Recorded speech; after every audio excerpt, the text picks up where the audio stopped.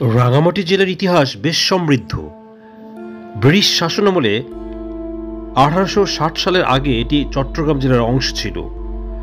1860 সালে ব্রিটিশ সরকার চট্টগ্রামকে ভেঙে পার্বত্য চট্টগ্রাম গঠন করে।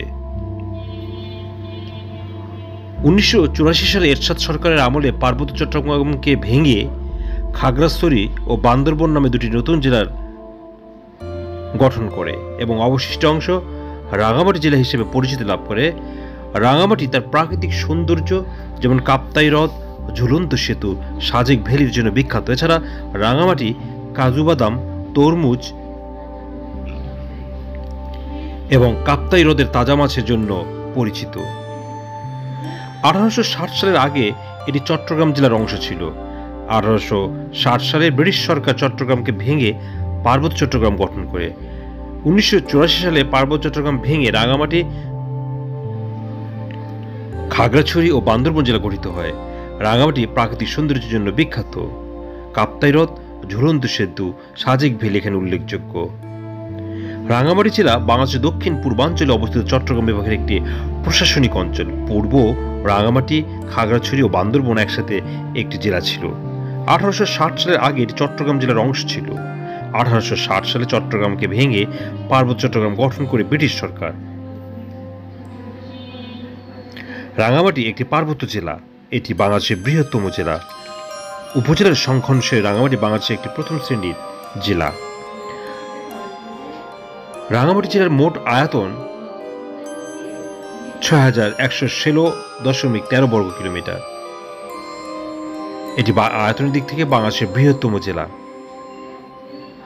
রাজধানী ঢাকা থেকে জেলার দূরত্ব প্রায় 308 কিলোমিটার এবং চট্টগ্রাম বিভাগীয় সদর থেকে প্রায় 70 কিলোমিটার।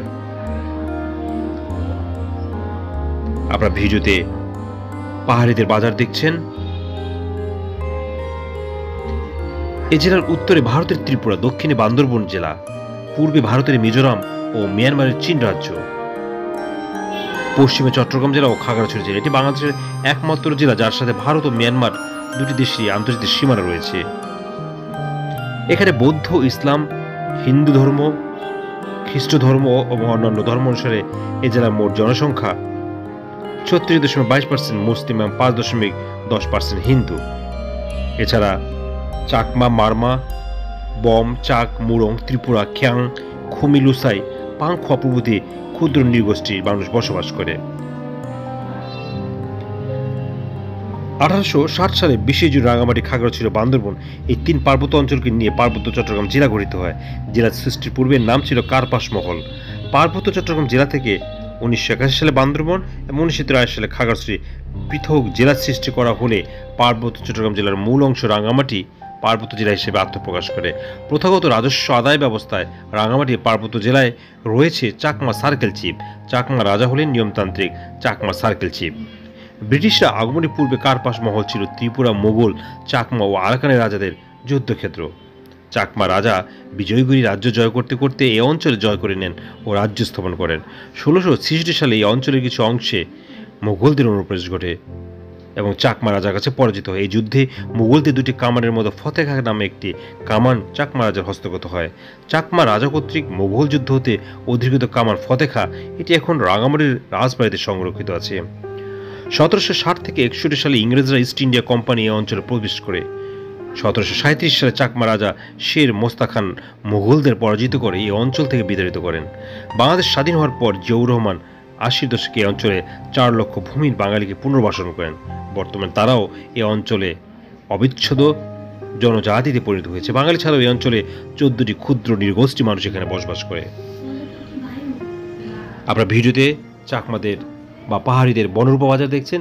এই বনরূপা বাজারে সব ধরনের সামগ্রী পাওয়া যায়। পাহাড়িদের নিত্য প্রয়োজনীয় জিনিসপত্র এই বাজারে ওঠে। শূকরের মাংস থেকে শুরু করে কাঁকড়া এবং বনজ ফল, সবজি সহ সব রকম ফল এখানে আসে। যারা রাঙামাটি বেড়াতে আসেন তারা অবশ্যই বনরূপা বাজারে ভ্রমণ করতে ভুল করে না। সবাই বনরূপা বাজারে এসে তাদের খাবারের সাথে পরিচিত হয় এবং এই বাজার ঘুরে যায়। এটি সদরে অবস্থিত। যারা রাঙামাটি আসবেন তারা অবশ্যই এই দৃষ্টিনন্দন সুন্দর বাজারটা ঘুরে যাবেন।